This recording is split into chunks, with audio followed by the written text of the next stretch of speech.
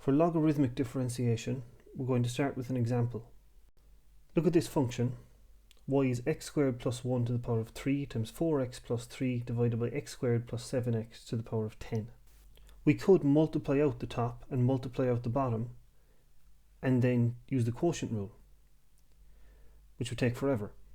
Or we could combine the product rule and the chain rule and the quotient rule and work it out, which would still be very awkward. So we're going to look at another way of doing it, which is relatively quick and easy. The method we're going to use is to first take the natural log of both sides of the equation and then differentiate.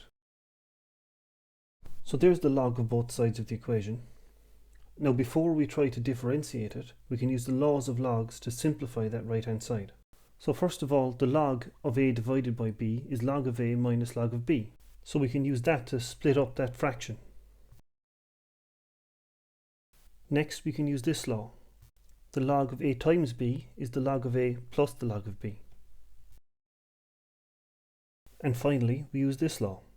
The log of a to the power of n is equal to n times log of a. So we use that on the first and third terms there to get those powers outside of the log functions. Now we have something that we can differentiate using the chain rule. That might seem like a good few steps, but in practice you could do all of those steps in one line. So here's what we have now. Log y is 3 log x squared plus 1 plus the log of 4x plus 3 minus 10 times the log of x squared plus 7x. So the next step is to differentiate both sides of this equation with respect to x. The left side requires implicit differentiation. So if we differentiate the log of y, what we get is the derivative of log of y with respect to y is 1 over y. And by the chain rule, we then multiply by the derivative of what's inside the log function, which is y. And the derivative of y with respect to x is dy dx. The right hand side is very similar. By the chain rule, I get 1 over whatever's inside the log function times the derivative of what was inside the function.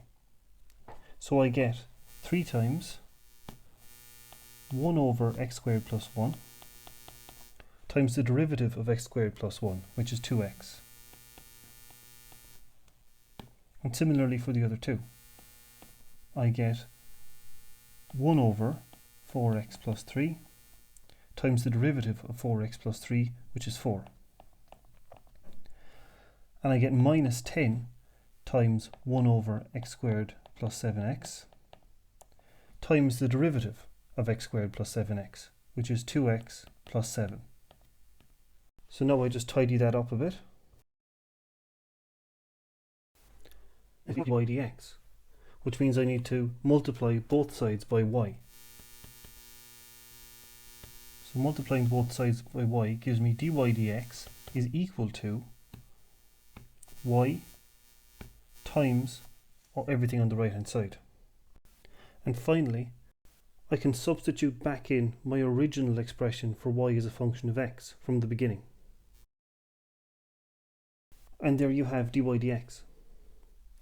Now bear in mind that you can go directly from the statement of y as a function of x to the first line on this page in one step, once you're familiar with the laws of logs. This is a much quicker method to calculate this derivative than it would be to use the product, chain and quotient rules multiple times. So that's it for this video. In the next one I'll look more at the laws of logs and then look at some other kinds of functions that this method can help us to differentiate.